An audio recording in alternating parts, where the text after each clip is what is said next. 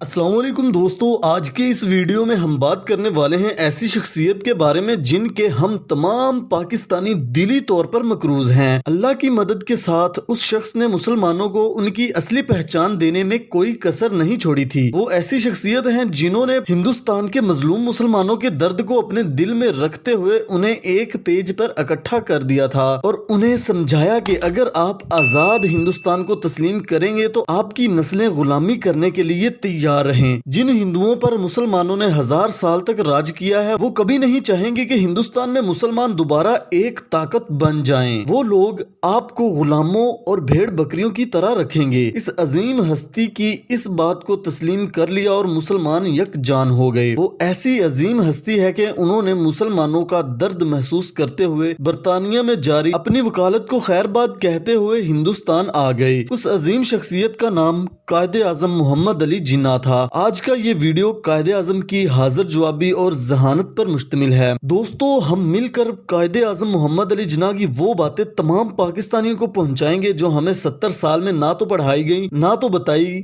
अलबत्ता किताबों में दर्ज तारीखी अल्फाज हमें दोबारा यकजां कर देंगे। इस सिलसिले को आगे बढ़ाने से पहले आप भाइयों से गुजारिश है कि चैनल को सब्सक्राइब कर लें ताकि हम मजीद अच्छे वाक़यात आप लोगों तक पहुंचा सकें। शुक्रिया।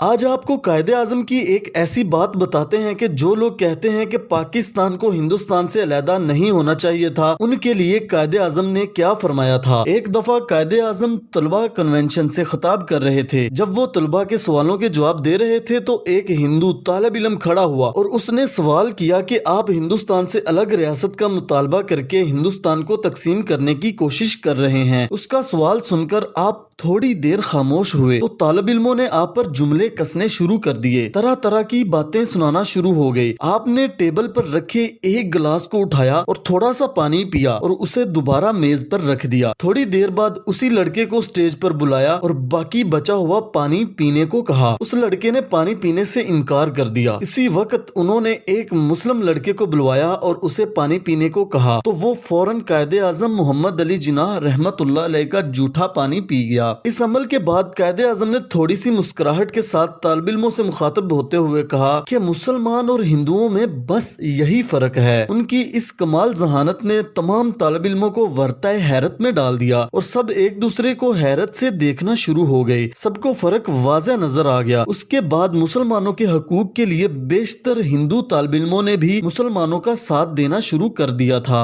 एक और दिलचस्प वाकया आपको बताता चलूं कि जब कायदे आजम एक अवामी रहनुमा बन गए तो गांधी ने खत लिखा कि मैं पहले आपको डियर मिस्टर जिन्ना कहकर खत लिखता था, अब आप एक अवामी कायद बन गए हैं तो क्या मैं आपको कायदे आजम कह के मुखातब कर सकता हूँ। इस खत के जवाब में कायदे आजम ने फरमाया कि आपकी बात ने मुझे मुतासर जरूर किया है, लेकिन आप एक गुलाब को जो मर्जी कहकर पुकारें वो एक गुलाब ही रहेगा। इसी तरह एक मीटिंग में कायदे आजम और गांधी इकट्ठे थे तो गांधी ने सवाल किया कि आप अपने सियासी फैसले कैसे करते हैं। कायदे आजम ने उनके इस सवाल पर मुस्कुरा हुए कहा कि मैं अपने सियासी फैसले वाला फार्मूला बताने से पहले आपको बता दूं कि आप अपने सियासी फैसले कैसे करते हैं। गांधी ने हैरत से कायद को देखा और पूछा कि बताएं कैसे। आपने फरमाया कि आप कोई फैसला करने से पहले ये देखते हैं कि आपकी अवाम के जहन में क्या चल रहा है, वो क्या सोचते हैं, आपका फैसला उन पर क्या असर करेगा। जब आपको लोगों की राय मालूम हो जाती है तो आप लोगों को खुश करने के लिए वैसा ही फैसला करते हैं। कायदे आजम की इस बात ने गांधी पर काफी असर किया। फिर कायदे आजम ने अपना फार्मूला बताते हुए कहा कि मैं फैसला करते हुए ये नहीं सोचता कि मेरी अवाम क्या सोचेगी, बस मैं ये सोचता हूँ कि मेरी अवाम का किस फैसले में भला होगा। कायदे आजम की इस बात के जवाब में गांधी ने कहा कि लोग आपके फैसलों पर कोई रद्द अमल नहीं देते तो कायदे आजम ने कहा कि शुरू में लोग मुझे बुरा भला भी कहते थे, लेकिन जैसे जैसे लोगों को इल्म होता गया वो मेरे फैसलों का एहतराम करने लगे हैं। मेरी अवाम अब सच्चाई को समझने लग गई है और मेरे फैसलों की इज्जत करते हैं,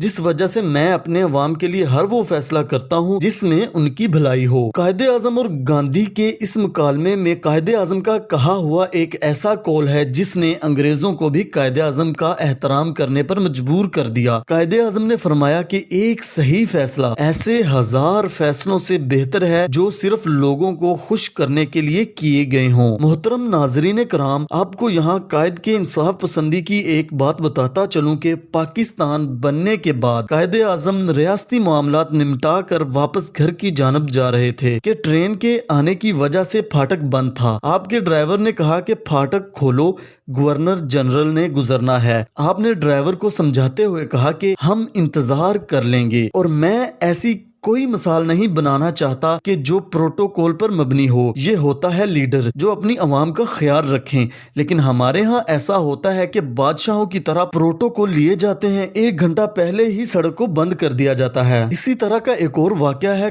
کاش ہمارے نام نہاد لیڈر بھی اس طرز پر چلیں۔ ایک دفعہ کا ذکر ہے کہ گورنر ہاؤس میں 35 روپے کا فرنیچر کا سامان لایا گیا، جس کا حساب قائد اعظم نے خود لیا اور پوچھا کہ یہ اضافی کرسیاں کس لیے ہیں، تو بتایا گیا کہ یہ بی بی فاطمہ کے استعمال کے لیے لائی گئی ہیں۔ تو آپ نے ان کرسیوں کی قیمت کو بل سے ختم کیا اور کہا کہ ان کرسیوں کی رقم فاطمہ سے لی جائے، یہ ذاتی استعمال کے لیے ہیں اور اسے قومی خزانے پر بوجھ نہ بنایا جائے۔ ایسا تھا ہمارا قائد۔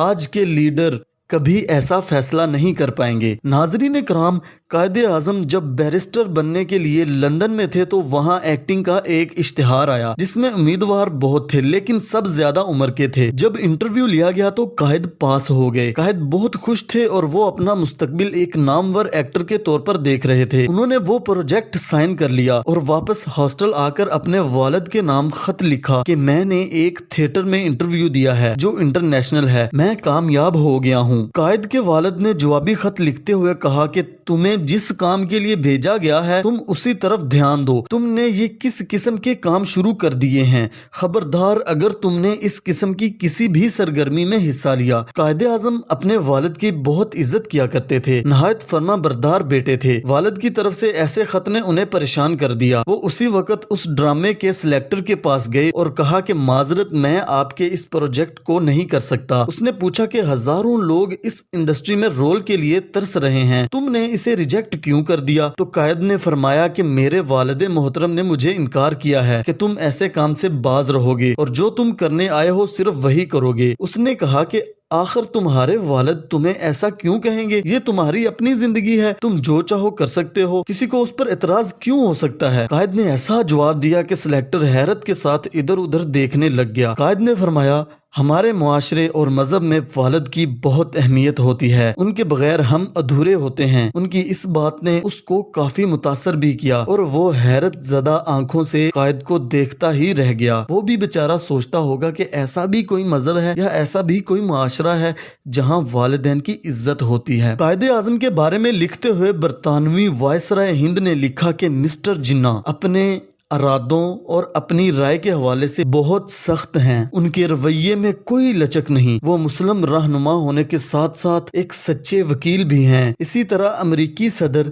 ہینری ٹرومین نے قائد کی صلاحیتوں کا اعتراف کرتے ہوئے لکھا کہ آپ میں ایک سیاسی لگن اور دھن پائی جاتی ہے جو اپنے مقصد کو حاصل کرنے کے لیے کسی بھی انسان میں نہیں ہوتی، بلکہ ایسے انسان صدیوں بعد پیدا ہوتے ہیں۔ تاریخی پس منظر پر نظر دوڑائی جائے تو پتہ چلتا ہے کہ کس طرح قائد کے ساتھ اللہ کی مدد تھی کہ ان کی شخصیت، کردار اور قابلیت کی وجہ سے وہ تنہا مسلمانوں کے حق میں ایسے اٹھ کھڑے ہوئے کہ ان کو کانگریس کے درجنوں ہر ممکن کوشش کے باوجود زیر نہ کر پائے۔ ان کی کمال صلاحیتوں کو دیکھتے ہوئے وجے لکشمی پنڈت نے اعتراف کیا کہ اگر مسلم لیگ کے پاس 100 گاندھی اور 200 ابوالکلام آزاد ہوتے اور کانگریس کے پاس صرف ایک محمد علی جناح ہوتا تو ہندوستان کبھی تقسیم نہ ہوتا۔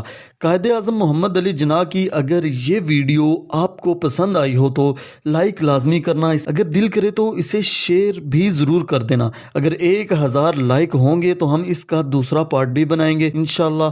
آج کے لیے بس اتنا ہی، اپنا خیال رکھیے گا، اپنے اس چینل کا بھی۔ اللہ ہم سب کا حامی و ناصر ہو۔ پاکستان زندہ باد۔